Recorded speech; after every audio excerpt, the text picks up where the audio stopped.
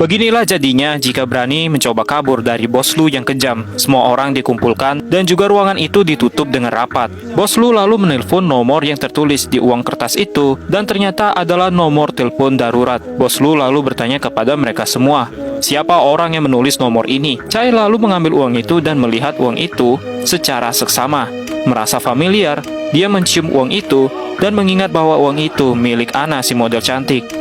Lalu Pan pun maju, takut bahwa orang lain yang akan disalahkan. Begitu juga dengan Ana yang mengajukan dirinya. Bos Lu yang melihat ini merasa heran.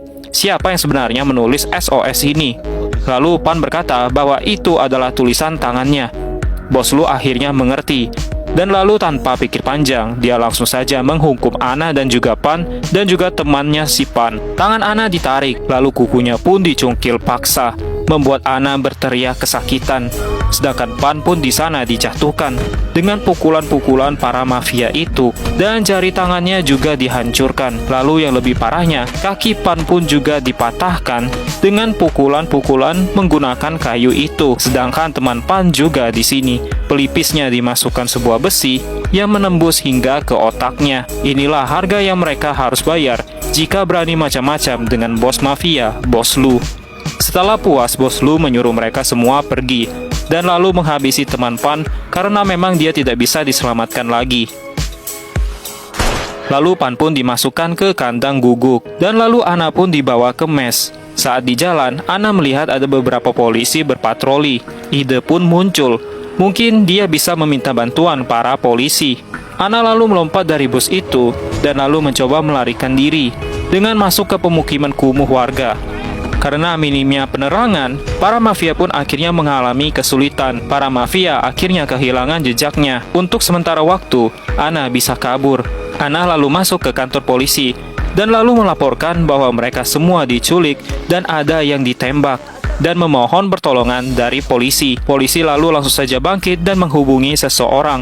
Namun baru Ana sadari usahanya sia-sia karena para polisi ini juga bersengkongkol dengan mafia Bos Lu. Ketika Ana berusaha untuk melarikan diri, pintu itu pun sudah dikunci. Ana mengalami trauma dan tidak percaya lagi pada polisi. Anak buah Bos Lu pun datang dipimpin oleh Chai dan lalu membawa Ana ke dermaga. Mereka mengikat Ana dan lalu memasukkan Ana ke karung. Sedangkan Chai merekam semua proses agar bisa diberikan ke Bos Lu.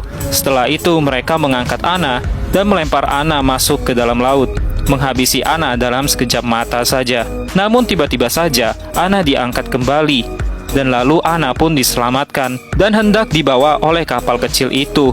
Ana pun bisa bernafas dengan lega. Paspor Ana pun dikembalikan dan ternyata itu adalah bantuan terakhir dari Chai. Chai benar-benar peduli dengan Ana dan menyuruh Ana untuk kabur secara diam-diam dari kekejaman mafia Bos Lu. Chai juga memberikan jaketnya agar setidaknya Ana bisa menutupi tubuhnya. Lalu rekaman itu pun diberikan Chai ke Bos Lu, menandakan bahwa Ana sudah tiada.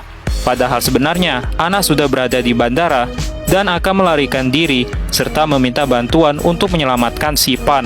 Sedangkan Pan masih dikurung di sana. Singkat cerita, akhirnya Ana pun berhasil pulang dan bertemu dengan ibunya.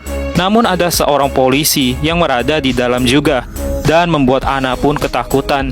Dia mengira polisi itu adalah komplotan Bos Lu. Ana pun lari berteriak histeris, meminta pertolongan, mengatakan mereka adalah sekelompotan si Bos Lu. Namun akhirnya bisa tertangkap dan ternyata polisi-polisi ini adalah polisi baik, polisi dari Biro Keamanan yang akan membantu Ana dan juga Pan. Di sisi lain, Pan diminta untuk bekerja lagi. Bos Lu menunjukkan rekaman Ana. Jika Pan macam-macam, maka dia akan berakhir seperti Ana. Tunggu kelanjutannya, tetap di Snack Video bikin semua beken.